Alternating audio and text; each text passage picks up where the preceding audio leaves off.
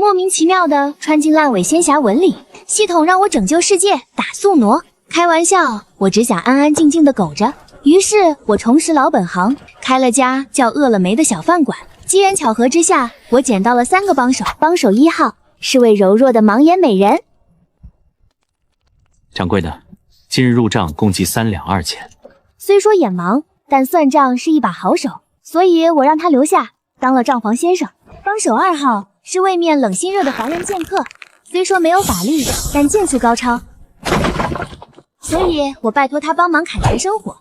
帮手3号是条很能吃的小黑蛇，虽然脾气大，但会点水系法术，所以他成了饭馆的洗碗工。后来原著中最惨烈的仙魔大战一触即发，连我这偏僻的小饭馆也受到了波及。镇子不安全了，我打算歇业避难，你们要不要和我一起走？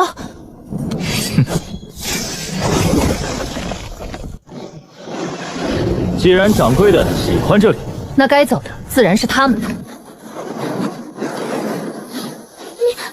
们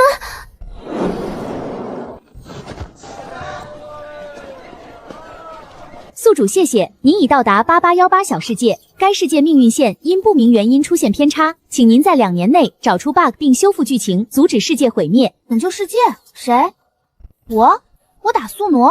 任务完成方式不限，新手礼包现已发放，祝宿主好运。包子里面有10两银子，还有一个低品质身份生成器，大概就是我可以选择一个符合世界观的普通身份，比如我想拜入女主所在的天山剑派，它就可以变成普通的弟子牌，但更大的愿望就不可以了。就我大学800米跑5分半的成绩，想在仙侠世界混出名头是不可能的。拯救世界是英雄的事，卑微厨子还是抱着锅铲狗命吧。3日后，灰阶不起眼的角落里，一家名叫饿了没的饭馆悄无声息地开业了。一开始还有人来我这个新开张的饭馆找茬，弱者不配出现在灰阶，赶紧滚出去！但在吃过几次饭后，顾客们的态度莫名好了很多。虽然依旧会有吃霸王餐的人，但找茬的却没有了。饿了没逐渐成为灰阶居民的食堂，不再门可罗雀。但问题也随之而来，我一个人快忙不过来了。尤其是这群人想一出是一出，有人3天2头不给钱，却会在某一天突然甩给我一把灵气抵债。找茬的没了，但账也算不清了。不行，我得招个人。正当我打算写一份招聘告示时，店里来了一伙奇怪的客人。他们不是灰阶的常住民，大概只是走南闯北找商机的散修。几人一顿胡吃海喝后，打算结账时，看见了其他熟客奇葩的结账方式。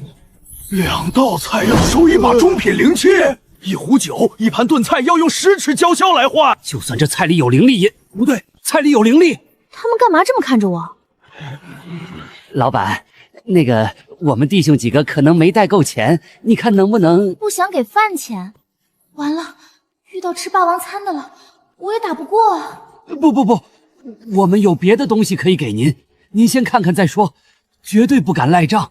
它是我们从粉河边捡到的，本来是想把它卖去柳风楼，以它的姿色能换不少灵石。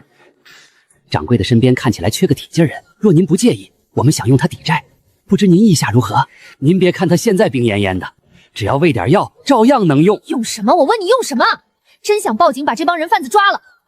行，我知道了，人留下，你们的饭钱不用付了。虽然我没有灵力，但幸好顾客们平时用来抵饭钱的东西五花八门，倒也不是请不起医生。可是整个灰阶只有一家医馆，那是个专门研究毒药的魔修，他只杀人不看病。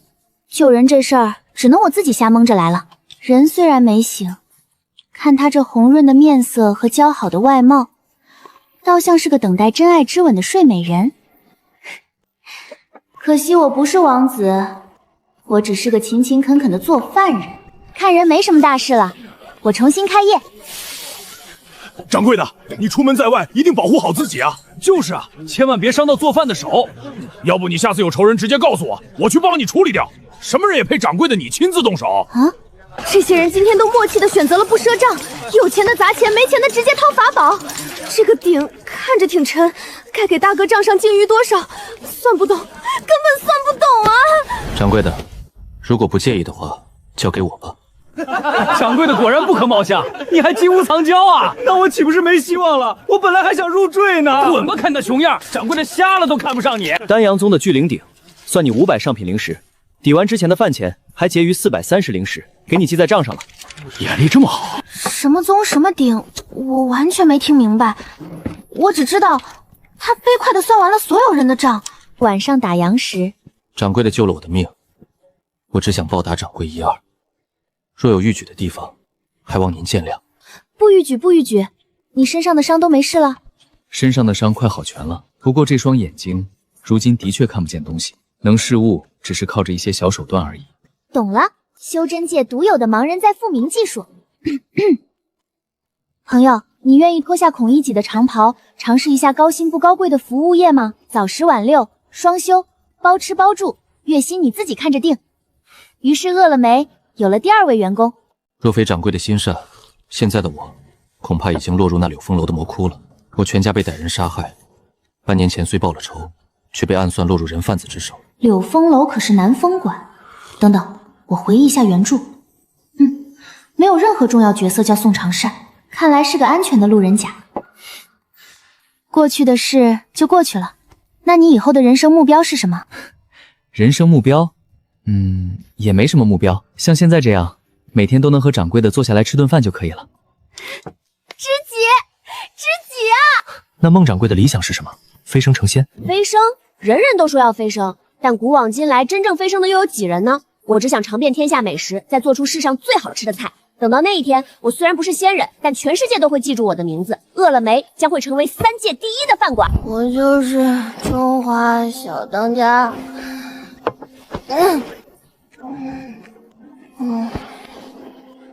没有命鬼，却说自己不想成仙了。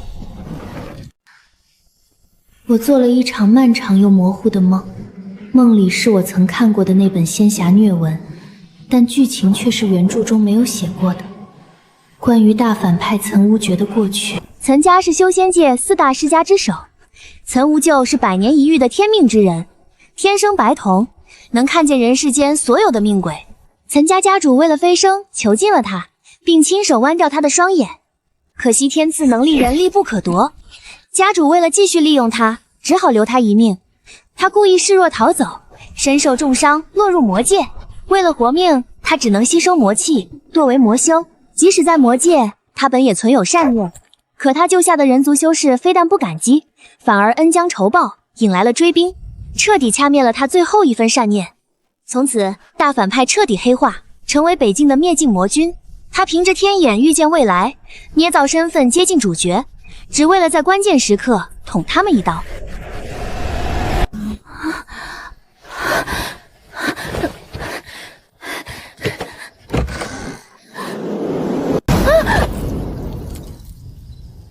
掌柜的，大晚上的，你这是要去哪儿啊？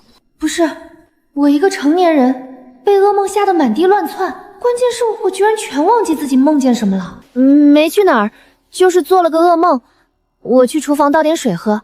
这样啊，天黑，我陪掌柜的一起去吧。这还是我第一次看到教科书般的星空，无宫外无染的世界就这点好。是很漂亮。你用的那个法宝和你正常用眼睛看到的世界一模一样吗？不太一样。不是有人说过，星子云行的轨迹预示着命运吗？我看见的大概就是这种轨迹。啊？掌柜的好奇的话，想看看我的眼睛吗？就算蒙着眼，她也是个难得一见的美人。小宋啊，你这样我就要教育你了，你这性子会被人欺负的，怎么能总是无条件迁就别人呢？讨好型人格是要吃大苦头的。掌柜的救了我的命，怎么能算别人？救了你的命也不行，咱们是朋友，不是地主和长工，你要有自己的主见，也该要求别人对你怀揣尊重。朋友？加入了我们饿了没，咱们就是一辈子的好朋友。那我一定好好珍惜谢掌柜这个朋友。天上的星星说给就给，修仙世家果然有东西。你这个手法耗能大吗？如果不大，咱们量产的话，是不是可以打造品牌特色？很费力的，所以只能给谢掌柜一个人变，没有办法量产。怎么还没睡？就开始做梦了呢？朋友，你是不是变脸变得太快了点儿？有了宋长善的帮忙，乐乐梅的生意蒸蒸日上。以前我算不明白账，一天最多接10桌，现在起码翻了3番。但新问题来了，柴火不够用了。小宋，你们修仙界有没有那种像燃气灶一样，随时能生火还能调节大小的法术？掌柜的，修仙界的法术全是为了杀人而创造的，你说的这种没有杀伤力的法术并不存在。万恶的修仙世界，科技点全用在了不该用的地方。行吧，那我去林子里捡点柴火。这棵小木棍好直，喜欢。从今天开始，这就是本王的圣剑了。咦，这是什么蘑菇？没见过的品种，好香。带回去问问能不能吃。哎呦，妈呀！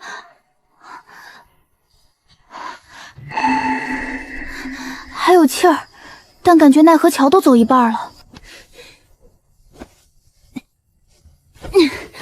我只是个普通的厨子而已，到底为什么老考验我的良心？说到底，这个世界为什么这么可怕？你们能不能反思一下自己？什么柴火要捡这么久？掌柜的可别累坏了身子。糟了，忘给他留晚饭了。那个，你快来看看。看什么？掌柜的给我带礼物回来了。你带了个异父异母的亲妹妹回来，惊不惊喜？拖车里那位熟悉的美强惨配置，宋长善好像并不怎么惊喜。这个剑修根骨不错，可惜金丹被挖，内府被毁，持剑的右手也废了。就算掌柜的浪费灵药把他救活，也不顶什么大用。又乱说胡话，这可是人命关天的大事，哪有什么浪费不浪费？看看，没有他不能用的吧？掌柜的当初对我死马当成活马医时，可没这么小心。他现在没有内服，这东西吃下去吸收不了，容易爆体而亡。剩下的你不心疼，就随便喂吧。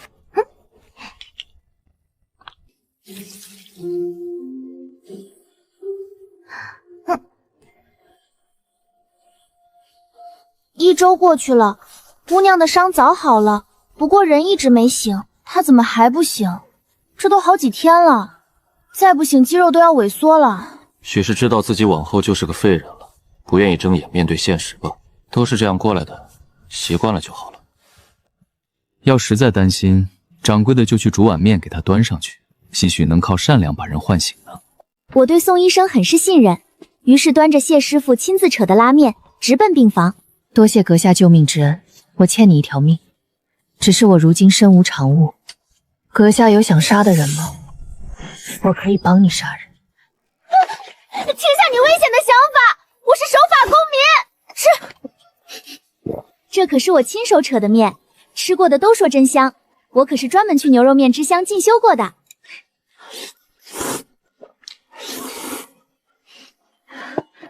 您店里还缺人吗？我叫于青，无父无母，是个无门无派的散修。掌柜的放心，我向你保证，我不会连累店里。所有人都以为我已经死了，没人会找死人的麻烦。那可不一定，想要不给掌柜的带来麻烦，光靠蠢货的自觉可没用。抱歉，他开玩笑的。你身上的伤才刚好没多久，干不了重活，以后你就留在前面当个跑堂的伙计吧。掌柜的，明日你还要自己去后山捡柴火吗？第二天，于青劈好的柴火堆满了半个后院，有点帅啊。掌柜的想学吗？想学的话，我可以教你，哪门哪派的剑法都行。这家伙平时连个重物都没见他提过，这就好比现代朋友跟我吹嘘暴富后给你买豪宅，纯靠幻想，不带一丝真金。咱家有一个能干活的就行了，请放我继续做个安静的厨子吧。本来想着掌柜的要是想学剑，就把他那把剑给你要过来了，毕竟也算是个稀罕物件。宋长善这人见多识广，开店这么久，就没有他叫不上来的灵气，连他都说那把剑是好东西，想来那剑对于青来说更加意义非达。等等，原著里好像说过有本命剑这个设定来着。于青坚持不要工资，只接受包吃包住，但他一人身兼数职，柴火劈得好，招呼客人和收拾碗筷也包圆了。看着他，我总有一种自己是狗资本家的错觉。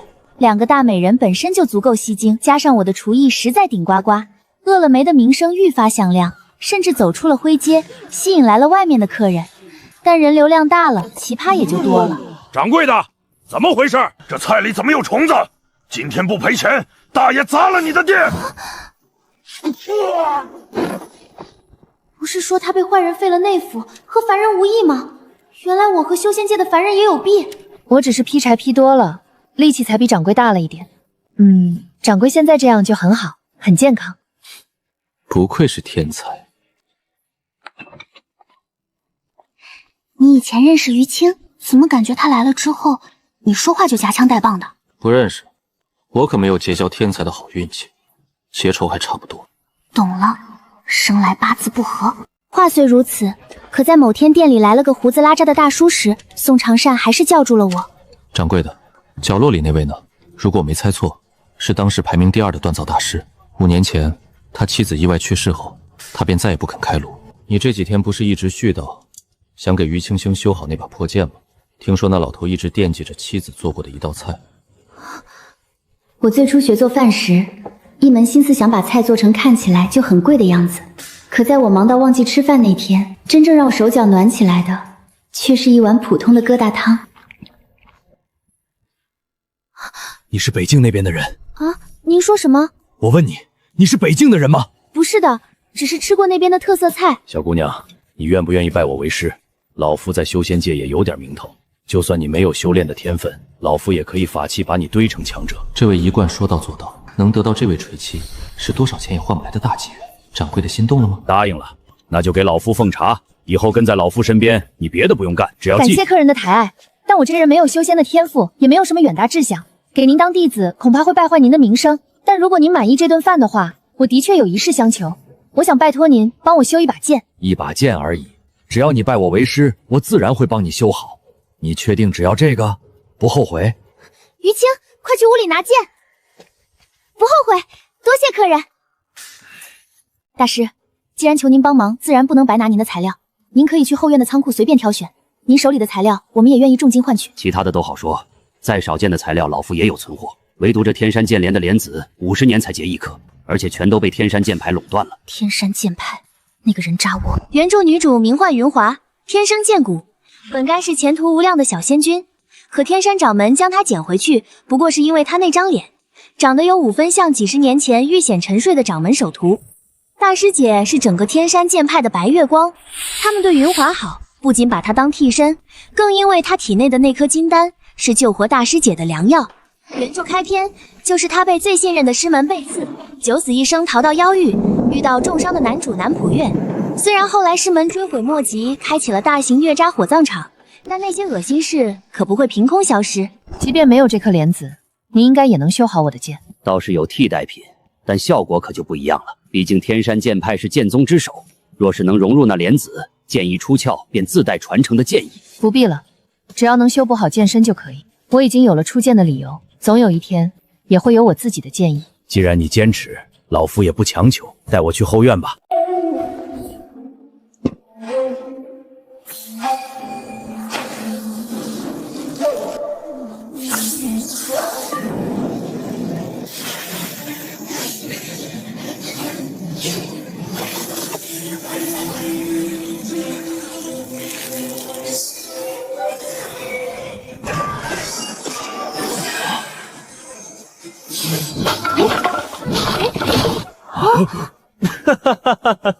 打小眼里就有活儿，不错不错。我又欠了掌柜的一条命。这个世界的剑修真的是把剑当成生命在爱护啊！怎么，你又想替我杀人去？你不喜欢杀戮，所以我向你保证，从今往后，只要我还有一口气在，我和皓月会把所有的危险与脏污挡在外面，绝不让任何人侵扰你的安宁。此事天地为证。皓月是这把剑的名字，也是于青给我的承诺。乐了梅的生意一天比一天红火，不过奇怪的是，除了灰阶街本地的老顾客，来了一群魔界和修仙界的新顾客，主打一个不熟但极其有礼貌。他们这是怎么了？不知道，可能是被掌柜的人格魅力征服了吧。于青，你觉得呢？他说的对。撕了什么？你答应我什么来着？宋长善最近总是频繁请假，虽然他给毛笔下了术法，这个家伙看着温柔，实则腹黑。我真怕他在外面搞出什么大乱子。你不说清楚去干嘛，我就不放你出门。还有，你必须答应我，以后不许再对于青阴阳怪气。大家生活在一起就是一家人，为什么不能好好相处呢？当天，所有来自魔界的顾客，礼貌的样子不像狂妄的魔族，倒像被社会主义教育过的。谢谢，太感谢您了。送走了一波又一波如此礼貌的客人，我也没弄明白宋长善请假到底是去干什么了。至于于青，他从不请假，只在休息日离开灰阶，每次回来都是这副大采购的架势，想必只是去闲逛了吧。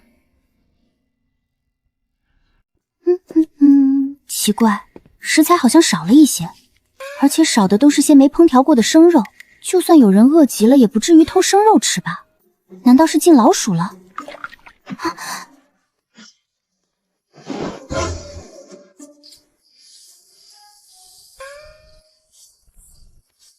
看你这回往哪儿跑！没要到老鼠就算了，但我打算用来做脆皮五花的那条五花肉去哪儿了？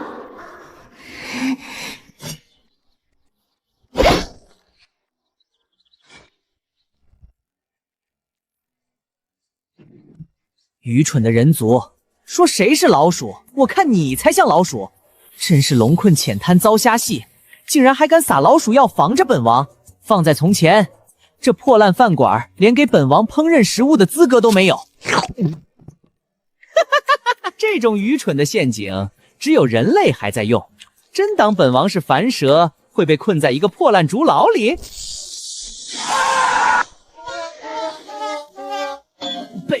卑鄙的人类！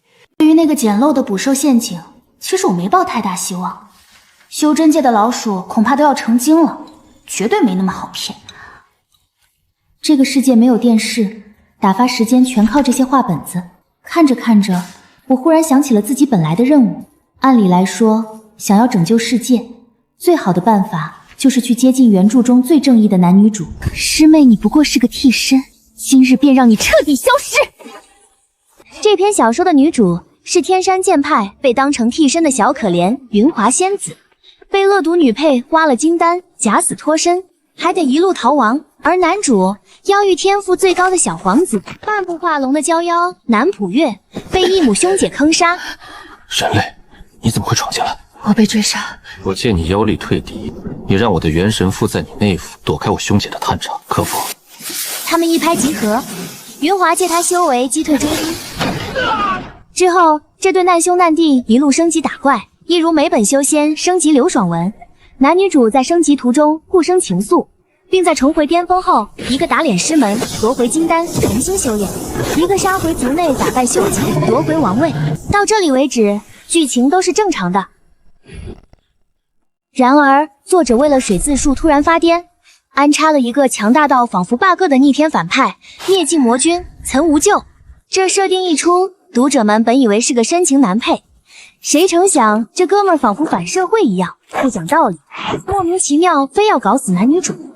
一个不高兴，直接发动了3界大战，违逆他的人当场就没了命。他在3界杀红了眼，战争的漩涡越来越庞大，将整个世界卷入其中，一切都在这场无意义的战争中毁灭了。在我看过的原著最后，是以化龙的南浦月感悟天道，以身祭剑，和云华的本命剑瑶光融合，使瑶光剑成为世间的唯一一把神剑。云华手持神剑对决岑无咎。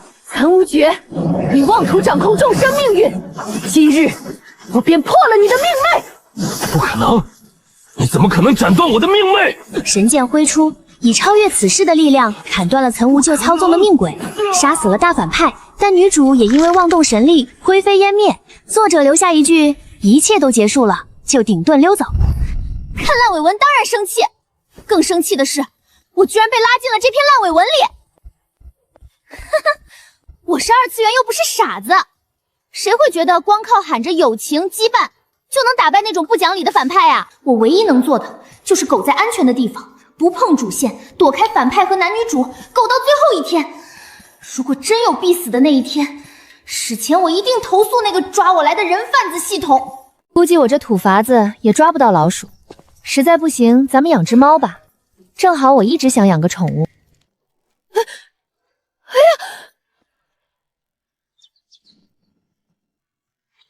可恶的歹毒的心机深仇的人族，困了我一天一夜不够，你竟然还想谋害我！妖物，你如何混进来的？是他把我请回来的，要不是看他那么主动，我还不想来这破地方呢。我没有，这蛇怎么乱说？就是你捡走了我赞助的小树枝，你当时还夸我直，说你是个什么王，要我当你的圣剑。掌柜的，你喜欢什么样的领地？别玩蛇，玩皓月。够了，不要在这种时候揭穿我中二病的黑历史啊！所以你是我那天捡回来的小树枝，那你到底是蛇妖还是树妖？无知人类，睁大你的狗眼看清楚，我才不……是你自己把我带回家的，又不是我想来，你把我带回来还饿着我，我这么多天只吃过你几块肉而已。你小心点，别笑岔气儿了。你看这小破蛇如此可怜，不如就留下它吧，正好店里缺个洗碗的。如今客人太多，换下的碗碟的确是个大工程，但让一条没有抹布大的蛇洗碗，大胆！那种脏活累活我才不……姐姐，我从昨天早上到现在只吃过半只烤鸭，我肚子好饿。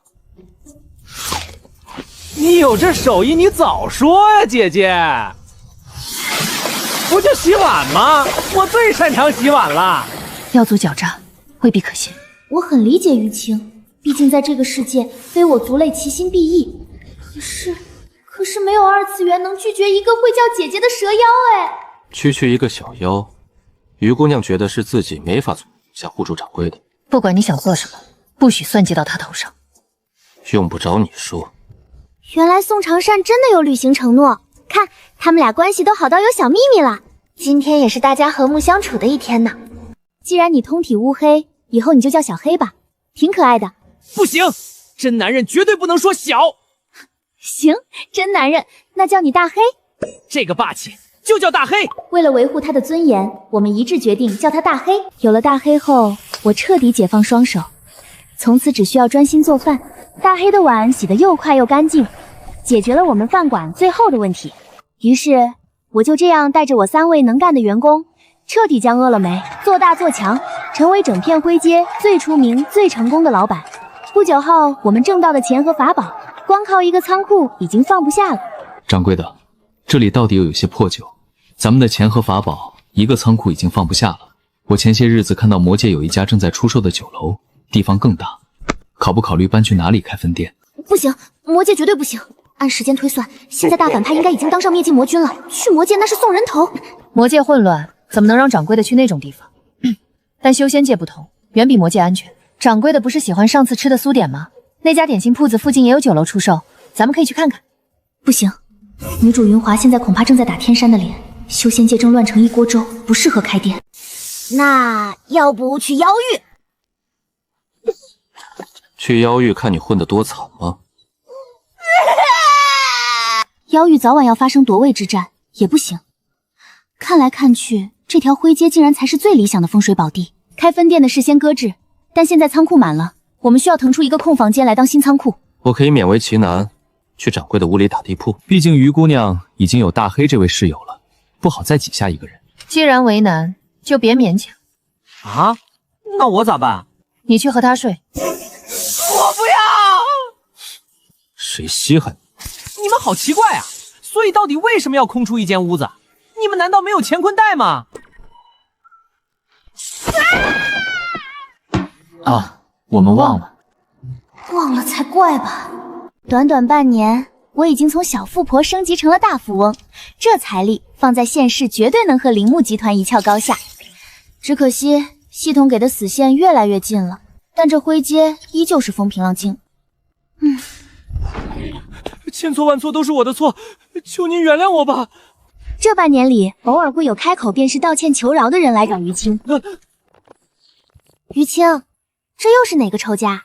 不认识，不熟。有时也会有来找宋长善的魔族。看到了，看到了，走，快走！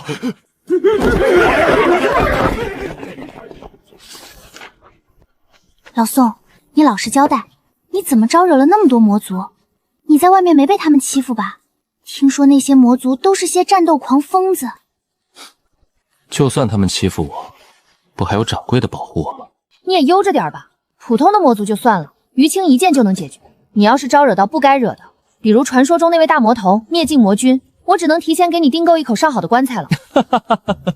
好，掌柜的放心，我答应你，一定会收敛的。答应归答应，宋美人一到休息日还是往外跑，不仅自己跑，连大黑都被他给拐带了，非嚷嚷着要回妖域。孩子长大了想出去玩，我也不能一味拦着。于青，去妖域的路上，你千万多看着点大黑。掌柜放心。哎，又只剩下留守家中的空巢老谢了。哎，算算日子，原著里的灭世之战也要开始了。趁着最后的太平日子，还是把自己爱吃的东西多吃几口吧。听说了吗？天山剑派那些恶行全被揭露了，门派里大换血，新上任的天山掌门是当初那位云华仙子。天山算什么？妖域那边才叫刺激，老妖皇被几个私生子联手搞死了。危急关头，那个早就死透的小皇子南浦月从天而降，化作真龙之身，直接夺了妖皇之位。天山剑派，妖域动乱，世界线果然正按照我看过的原著剧情一步步往前推进。不过魔界最近有点邪门，北京确实新出了位名唤灭境的魔君，可是这个新的灭境魔君又死了。我算算，这都是第10个了吧？魔界也是有病，要我说就是灭境这个尊号不吉利，做什么非要和这名字死杠？难道你们就不觉得杀了这10位灭境魔君的很有可能是同一个人吗？等等，原著里完全没提到这一茬啊！按照原剧情，自始至终都只有岑无咎这一位灭境魔君，他这时候应该已经统御魔界了才对。现在到底是怎么回事？怪不得系统提示说剧情出现了 bug， 可是反派被削弱了，这明明是好事。那这个世界到底为什么会毁灭？哎，今天不是休息日吗？没出去玩？最近外面没什么新乐子看，不如待在家里看掌柜的。难道我也是个乐子吗？于青和大黑呢？今天也不在家。现在外面的世道已经开始乱了，他们干什么去了？你知道吗？拯救世界吧，毕竟那2位看着就一脸正气。好的，他不但把我当乐子，还把我当傻子。拯救世界那是男女主的活儿，和我家的小伙计能有什么关系？男女主的消息都已经确认了，那原著里本该毁天灭地的大反派，现在到底在哪儿呢？总不可能是真的被什么天降正义的正义使者给杀死了吧？头好痒，好像要长脑子了。不管外界发生了何种动荡，灰阶仍像世外桃源一样，按照自己的节奏平稳度日。也许是因为这里是原著没有提过的地方，一旦灭世之战打响，即便是灰阶也无法独善其身。按照原著，中秋夜过后便是开端，明天的太阳升起时，今夜的心愿或许就成了奢望。起码今夜，我希望能和家人们在一起。宋长善，你的莲蓉；于青，云腿；大黑，你最喜欢的奶黄流心。掌柜的，这酒香很正，再过10年，味道会更纯。酒就是用来喝的，存什么10年？掌柜的是哪里人？我是云南的，云南怒江的怒江泸水寺。中国人不骗中国人 ，I'm from China。哎呦，你别死啊！你要是死了我怎么办？你要留我一个人在这冰冷的世界独活吗？掌柜的放心，阿佑没死，他只是睡着了。那你会死吗？你会死吗？听好了，你们要好好活着，活到最后，不要去天山，也不要去魔界，妖域也要远离。只有远离主角和反派，当个背景板，才能苟到最后。他到底？贩子要我拯救世界，可我只是个胆小鬼，我谁也救不了。你来到这个世界，是不是需要做一件事？如果任务失败了，你会离开吗？人贩子没说，也许会和这个世界一起死掉吧。你不会死，我保证。中秋的第2天，修仙界爆发了第一次小摩擦。原著中，仙魔大战的起因是反派屠了岑家，从而被仙门讨伐。可这一次，魔界认定杀害灭境魔君的神秘人来自修仙界，他们以此为借口挑起了战争。好像不管世界线如何变动，仙魔大战都是命定的锚点。掌柜的，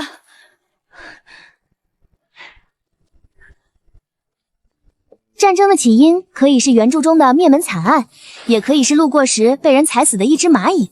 天道为此界安排无数命轨，所有人的命数交织在一起，看似可以勾勒出无限可能，但走到最后，全世界的命运都会在这一刻收束，走向唯一的结局。掌柜的要是累了，今天不如再休息一天。真的是不好的预感吗？系统说的那个 bug 指的真的是反派吗？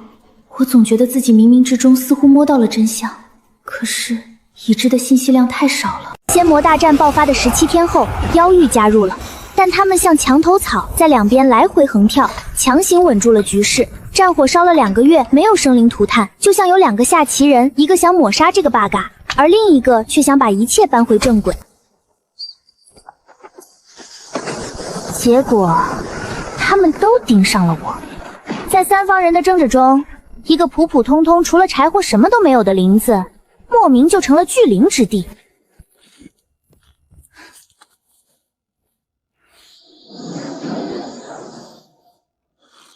第六感告诉我，北面林子那场所谓的争夺巨灵之地，绝对是冲我来的。听好了，林子在北面，咱们一会儿趁着天黑往南跑。南边通向魔界虽然乱，但总比留在这里强。把锅顶头上，关键时刻能挡刀保命。快点儿！我明明说过，让他们不许往这边来。狗屁的巨灵之地，一个明晃晃的饵，那帮蠢货竟然也上钩啊！听不懂他们在说什么，他们俩不会背着掌柜的有秘密吧？无耻，不要脸！都这个时候了，你不会还想着把姐姐拐回魔界吧？白眸，原著里只有一个人是天生白眸，完了，大脑宕机了，完了！剑尊大人，小人不知道是您在此歇息，多有冒犯，还请见谅。挡什么路？赶紧！妖皇大人，这个家看来是没法要了。修仙界818年，一伙人闯进我的饭馆。他们指着我劈柴的伙计说他是剑尊，又指着我洗碗的伙计说他是妖皇。至于我家的账房先生，没人指认他是魔尊，挺好的。如果我没看过原著，不知道大反派长着一双和他一模一样的白眸，那就更好了。谁懂啊？口口声声说要避开主角和反派，一回头我居然一个路的全捡回来了。岑无缺，我早已和岑家断绝关系，世上已无岑无缺。哦，曾用名云华仙子。那是他们给我起的名字，在我抛丹还恩的那天，我就和他们恩怨两清了。老板娘，我不是故意瞒着你的。很好，曾用名2号。大黑是你自己叫的，姐姐没问过我，所以我这不算撒谎。所以你的本名是？南浦月。哼，把世界调成静音，聆听背景板破碎的声音。难道是我自己碎掉了？那个是我眼花吗？我说我碎了只是开个玩笑，老天你真的不用碎给我看啊！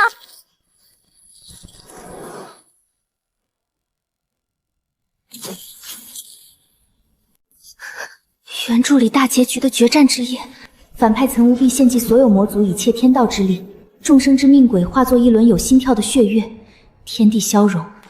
可没人知道血月中央会孵化出什么，血月才是真正导致世界毁灭的 bug。可是现在剧情完全乱了，这次的血月是谁召唤的？不是你，对不对？掌柜的，相信我吗？相信一个命中注定和天之骄而敌对，一个注定毁天灭地的反派。宋长善，只要你说，我就信你。我说过，我们是一辈子的朋友。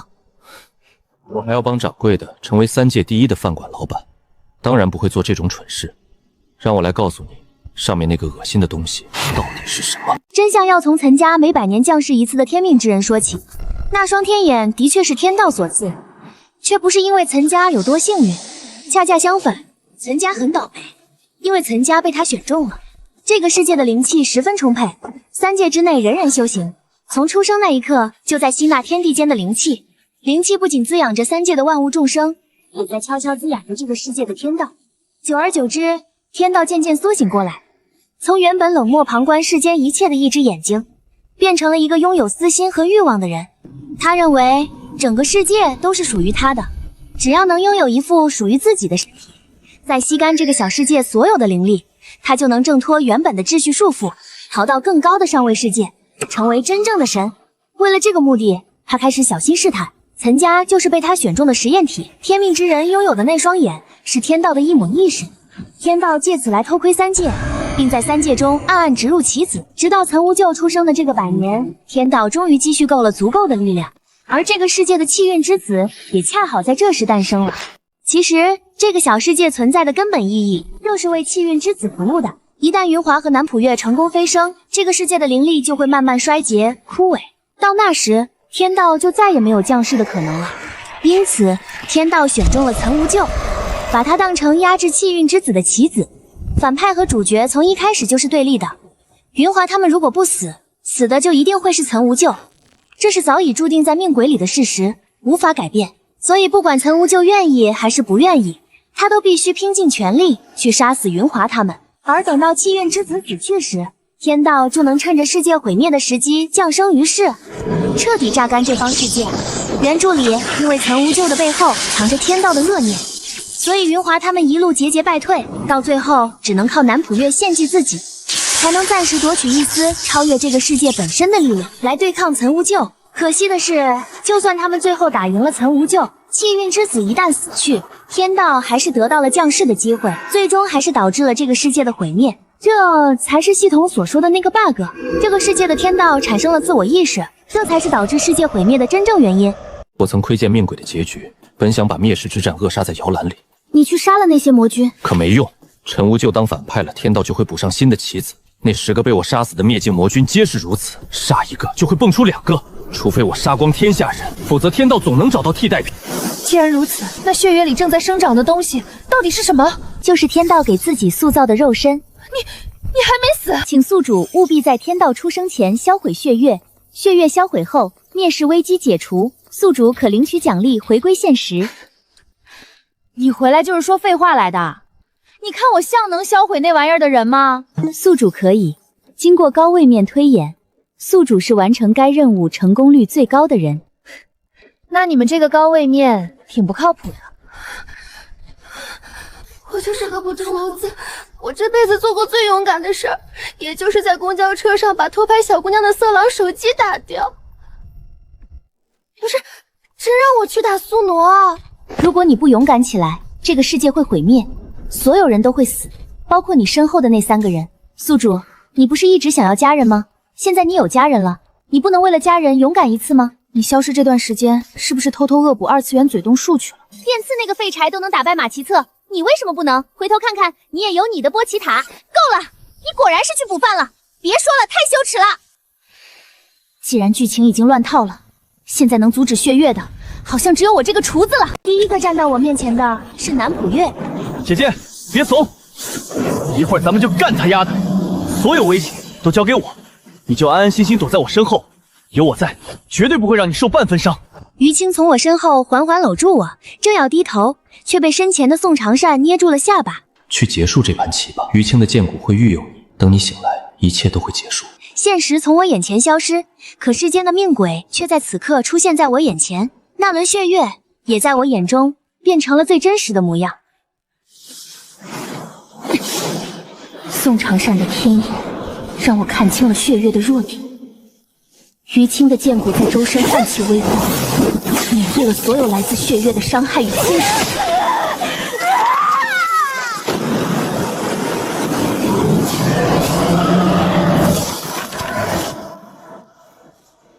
天道的那颗心脏爆开了，方圆万里内所有活着的生灵全部被震晕。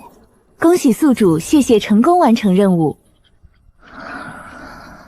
锁在这方小世界身上无形的桎梏消散了。系统，宋长善、于青、大黑，不是吗？我回来了，居然连问都不问一声，完成任务就把我强行踢回来了。